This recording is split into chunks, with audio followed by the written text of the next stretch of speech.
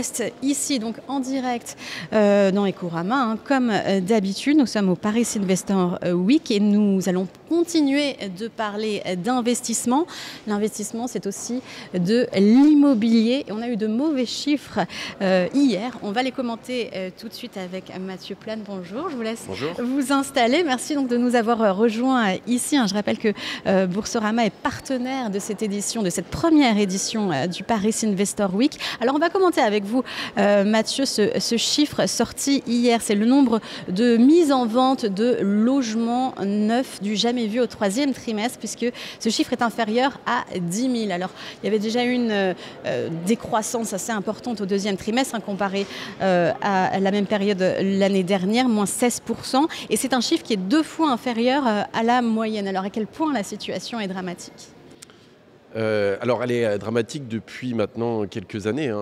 Ce chiffre-là vient confirmer les problèmes que connaît le secteur de l'immobilier, avec finalement un enfoncement dans la crise. On s'attendait potentiellement à un petit rebond, mais qui pour le moment, on ne voit même pas le frémissement en réalité. Et le choc est très sévère depuis 2022, dans lequel on voit à la fois sur les mises en chantier, les permis de construire, les logements neufs à la vente, les réservations aussi de ces logements, la hausse des stocks.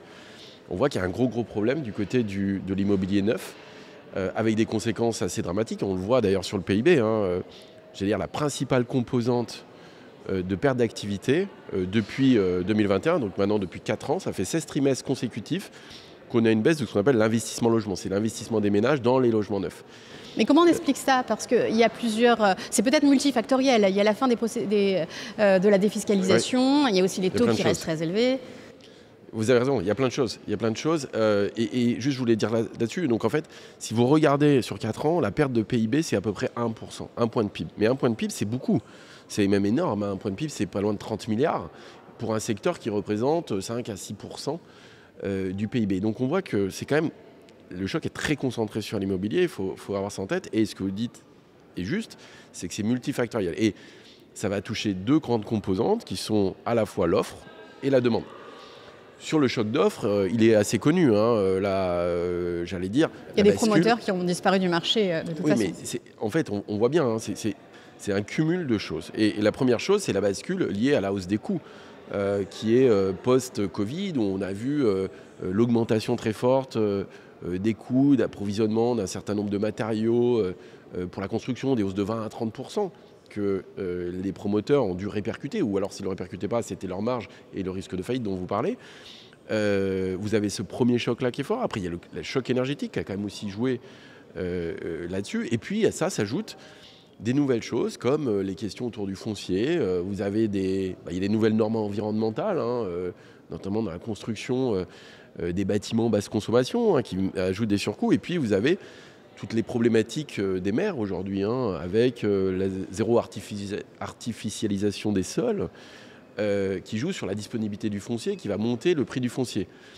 Puis, après, j'ajoute un petit point. En plus, on est dans un moment d'un cycle électoral assez particulier, les municipales qui arrivent. Et effectivement, ce n'est pas le moment où les municipalités entreprennent des gros chantiers. Elles attendent plutôt les élections pour le faire. Et donc, c'est ce qu'on appelle le cycle électoral qui va renforcer ces aspects conjoncturels. Donc ça va jouer sur l'offre, à la fois sur les hausses de coûts, sur la disponibilité du foncier. Donc ça met en difficulté les promoteurs. Et puis, vous avez l'autre effet. Je veux dire, le deuxième effet qui se coule, c'est la demande. Et voilà, la demande avec la hausse des taux qu'on a connue depuis fin 2021. Alors même s'il rebaisse, c'est la seule bouffée d'oxygène qu'on peut connaître aujourd'hui. C'est plutôt la baisse des taux. On reste au-dessus de 3%, ça reste assez désincitatif. Vous l'avez dit, en fait, effectivement, par rapport au pic de début 2024, on avait des taux de refinancement autour de 4%. On est à 3%. Donc c'est quand même pas mal. On a un gain de 1 point. Donc ça donne un petit souffle d'oxygène aux ménages pour se refinancer, pour investir dans le logement. Mais si on regarde par rapport à la situation d'avant-crise, les taux étaient à peine au-dessus de 1%.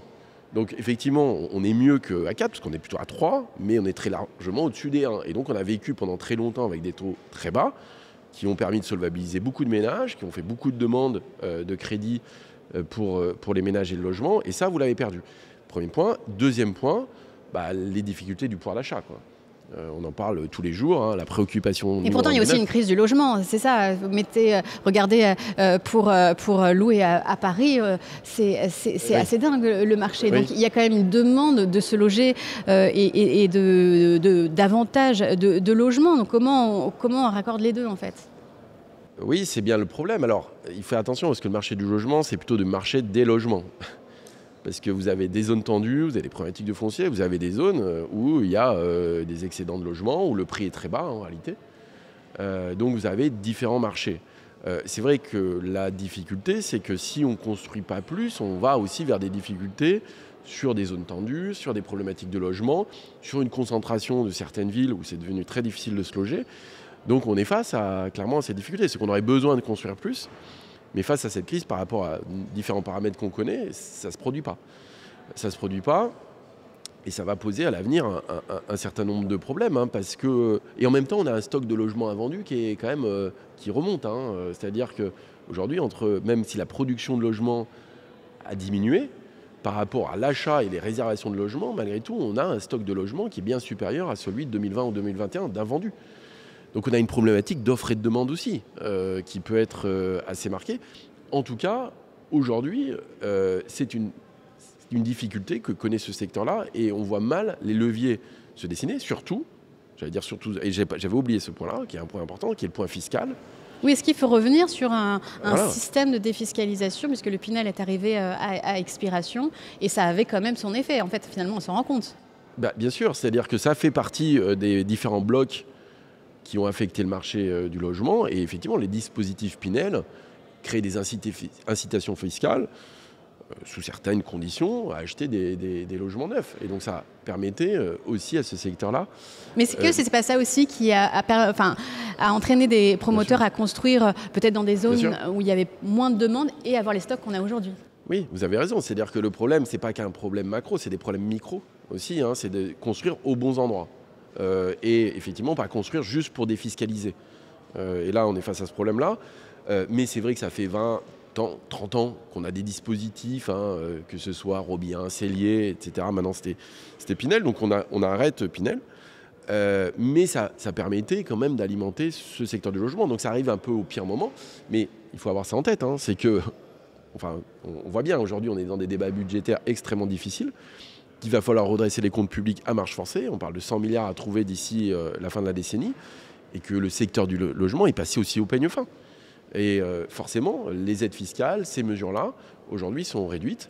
Ce qui va affecter en cascade, effectivement, les constructeurs. Oui, ça va forcément être la priorité. Et pourtant, l'immobilier neuf a des répercussions forcément sur ce qui se passe aussi sur le marché locatif, puisque les premiers bailleurs de l'État sont des bailleurs privés. Et là, on voit bien dans les chiffres publiés hier que les ventes aux investisseurs particuliers ont baissé de quasiment 50%. Donc, à terme, il faut s'attendre encore à plus de tensions sur le marché locatif et donc peut-être des loyers alors qui sont aussi évidemment plafonnés mais qui peuvent exploser encore plus. Oui, à partir du moment où vous avez moins d'offres, de toute façon, vous avez un problème entre les possibilités de se loger, cette demande de logement qui peut rester fort, notamment dans la question du locatif, et une offre de logement qui diminue et qui est de plus en plus contrainte et aussi réglementée. Donc, est-ce qu'il y a beaucoup d'investisseurs qui sont prêts à se tourner aujourd'hui dans ce marché-là ? C'est pas sûr du tout, au fond. Mais par contre, ceux qui payent aussi la facture de tout ça, c'est les locataires ou ceux qui veulent être locataires. C'est pas que les primo-accédants, donc y compris beaucoup de jeunes. Donc, on a aussi cette difficulté-là aujourd'hui. Il faut vraiment pas la sous-estimer parce que quand on voit les enquêtes sur les préoccupations autour du pouvoir d'achat, en fait, le logement arrive très vite. Et donc, c'est quand même un enjeu économique, mais c'est aussi un enjeu de société, avec des effets générationnels très forts, hein, parce que finalement, les personnes plus âgées sont majoritairement propriétaires de leur logement, mais les jeunes ne le sont pas, ils arrivent sur le marché du travail. Et donc, on a cette difficulté. Et si vous n'arrivez pas à vous loger ou à des prix qui sont excessifs, ça pose problème. Et je voulais rappeler aussi une chose, c'est qu'il ne faut bien pas confondre le marché du logement neuf et du marché du logement ancien.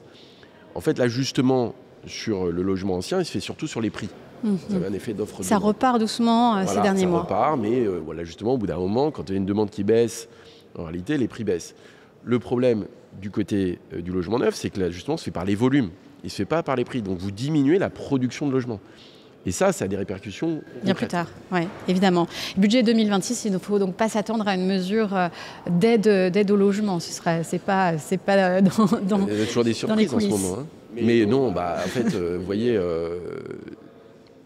peut-être il peut y avoir quelque chose, mais la réalité, c'est que les contraintes budgétaires sont telles qu'effectivement, il y a eu aussi beaucoup de dispositifs. Il n'y a personne vraiment qui amène en plus le problème du logement dans le débat et qui est budgétaire. multifactoriel, comme vous l'avez rappelé, comme on vient de le dire. C'est beaucoup de composantes, hein. C'est à la fois de la politique monétaire, c'est les problèmes de normes, c'est des réglementations, c'est les problèmes des communes aussi. Bon, voilà, vous mettez tout ça groupé, c'est quand même un sujet très compliqué. Et comme vous l'avez aussi rappelé, c'est que tous les secteurs ne sont pas concernés de la même façon. Donc dans un moment où effectivement les finances publiques vont mal, il ne faut pas s'attendre à un grand souffle, en tout cas de soutien du côté du logement, mais ça reste une problématique importante. En tout cas, on est bien parti pour une année quand même assez dramatique dans le marché du neuf. Merci beaucoup Mathieu Plane. Je rappelle que vous êtes directeur adjoint du département analyse et prévision de l'OFCE. Merci à vous d'être venu nous voir ici au Paris Investor Week.